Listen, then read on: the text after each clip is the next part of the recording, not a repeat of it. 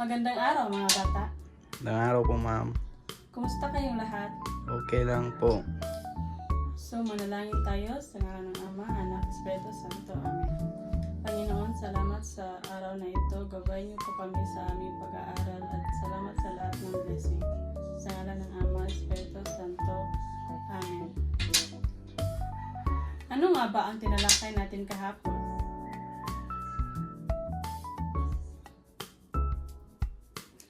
So, ang layunin natin sa araw na ito ay matutunan ng mga estudyante ang mga pangunahing sangkap na masustansyang pagkain. Pangalawa, makilala ang mga benepisyo ng masustansyang pagkain sa kalusugan. Pangatlo, makatutulong sa paghahanda ng isang simpleng masustansyang pagkain.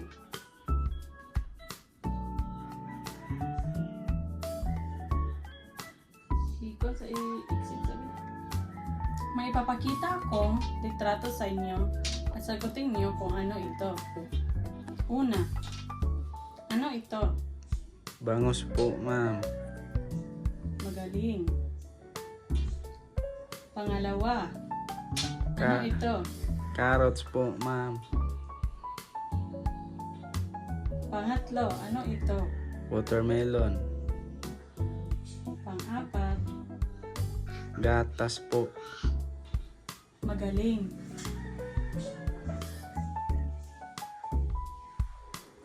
So ngayon, may ipapakita akong video sa inyo at obserbahan ito habang tinitingnan niyo.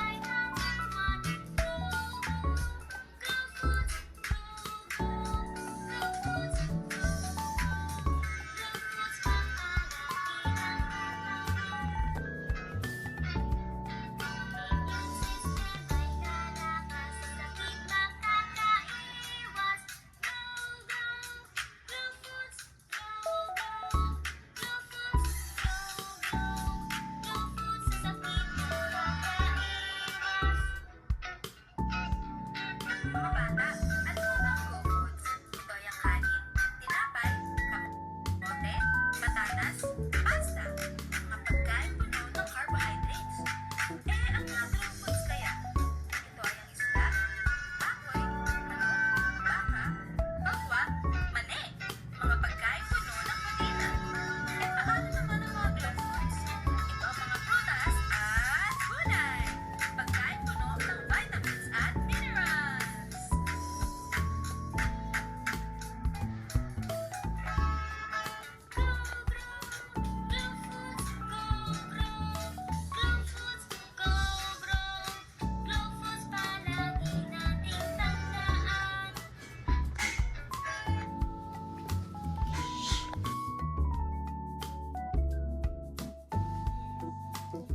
So mga bata, ano ang naobserbahan niyo sa video? Mga pagkain. Okay, magaling. So ngayong araw, tatalakayin natin ang tatlong pangkat ng pagkain. Ito ang Go, Grow, Glow Food. Una ang Go Food. Ang Go Foods ay mga pagkain na nakatutulong magbigay ng lakas sa ating katawan. Kabilang dito ang mga carbohydrates, sugar at pagkain na may fat. Nagsisilbi rin itong fuel sa pagkakaroon ng healthy brain function at nagbibigay lakas rin sa iba't ibang systems ng katawan. Mahalaga ang Go Foods para sa mga aktibo o kaya ay sa mga may trabaho na kinakailangan ng manual labor. Nakakatulong rin ang mga GoFood sa mga nagbe-breastfeed dahil nagbibigay ito ng lakas sa ating katawan.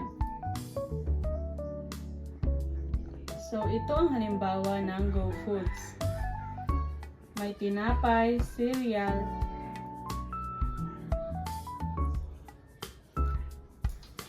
ito naman ay ang GrowFood.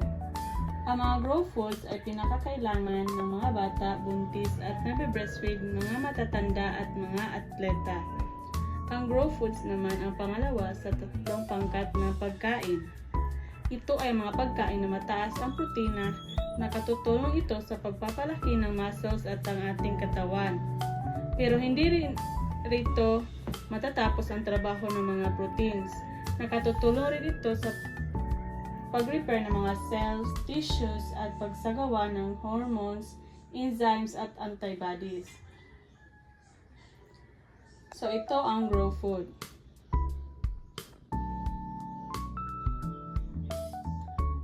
Pangatlo ay ang GlowFoods.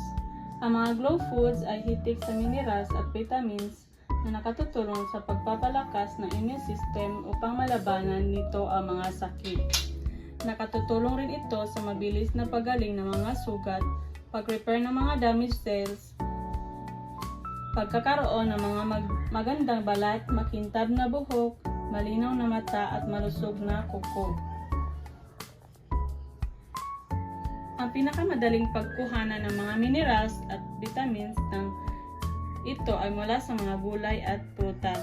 Para makakuha ng benepisyo ng GlowFoods, magandang sumubok ng iba't ibang uri ng prutas at gulay araw-araw kung maaari. Ito naman ang ilang vitamin-rich na GlowFoods. Makulay na prutas tulad ng mangga, papaya, pinya, saging, prutas, melon, kamatis at avocado. Malunggay, kangkong at kali. Manok, karning baka, baboy, isda, patatas, kamote, carrots, kalabasa, bell peppers, asparagus at green beans. Meron ding dairy products tulad ng low-fat o non-fat milk, keso, broccoli, cauliflower at cabbage, mga beans, mani at seeds. So ito naman ang mga mineral-rich na GlowFoods. Mga dahon tulad ng spinach, bok choy, and lettuce, shellfish tulad ng tahong, talaba at tulya, avocado, saging, mansanas, orange, grapes at kiwi, soy milk, soybeans, tokwa at taho, gatas at keso, kasoy at mani, isda at karne ng baboy, at tsaka whole grains. So, itong pinapakita ko sa inyo ay ito ang halimbawa ng healthy food pyramid. Sa pinakaunang pyramid, may 5% na fat, while sugar at mga sweets. Pangalawa ay 20% na meat, fish, milk at eggs.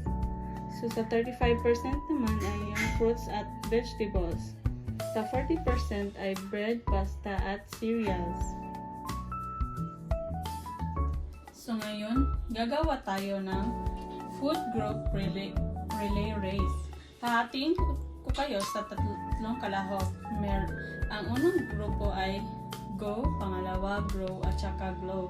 So dapat tumakbo ang bawat member ng kupunan sa kanilang istasyon, pumili ng pagkain mula sa grupong iyon, at ipaliwanag ang mga benepisyo nito bago itag ang susunod na kasamahan sa kupunan.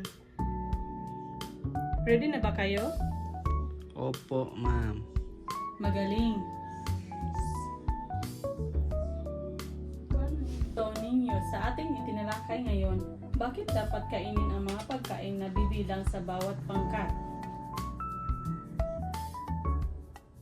Ang pagkain ng iba't ibang uri ng pagkain mula sa bawat pangkat ng pagkain ay mahalaga dahil nagbibigay ito ng balansing nutrisyon na kailangan ng ating katawan. Magaling! Tama ang iyong sagot. So, Miguel, ano-ano ang mga sustansyang binibigay ng GoFood, GrowFood at GlowFood? Ang sustansya sa GO ay carbohydrates, sa GROW naman ay protein, at sa GLOW ay mga minerals. Magaling. Tama rin ang iyong sagot. Mahalagang kainin ang mga ito upang masiguro na nakukuha ng katawan ng iba't ibang nutrients na kailangan para sa enerhiya, paglaki at pangkalahatang kalusugan. Go foods contains fat and carbohydrates. Grow food contains protein, B vitamins, vitamin E, iron, zinc, and magnesium.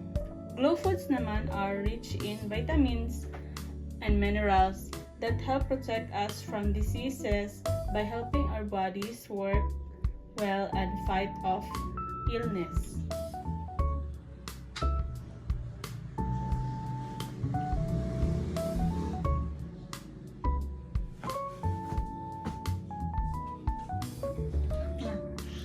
So, ang activity natin ngayon ay gagawa kayo ng meal plan ng isang araw. Narito ang almusal, tanghalian at hapunan. Dapat meron itong Go, Grow at Glow food. So, in 3 to 5 minutes, dapat magawa nyo ito. Gagawa tayo ng meal plan template at isulat nyo ang inyong mga sustansyang pagkain na kinakain sa isang araw. Na kayo, class? Okay, magaling. So, ipasa na ito sa harapan. So, ang takdang aralin natin ngayon ay benepisyo ng bawat sangkap na ginagamit sa inyong inahandang pagkain. Magbigay ng mga alternatibong masustansyang recipe na maaaring subukan sa bahay. So, lagdaan din ito ng inyong mga magulang at ipasa nyo bukas.